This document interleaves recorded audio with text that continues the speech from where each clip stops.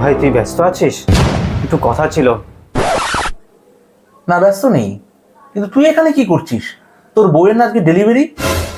ওই জন্য তো তোর কাছে এলাম ভাই, খুব টেনশন হচ্ছে রে।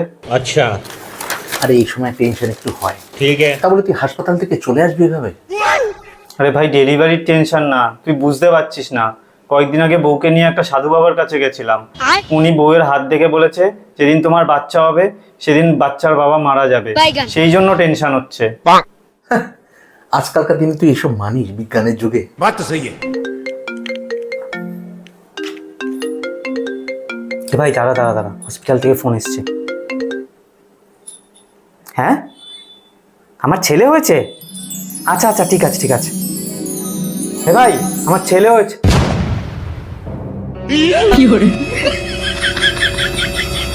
ব্যাপারটা কি হলো?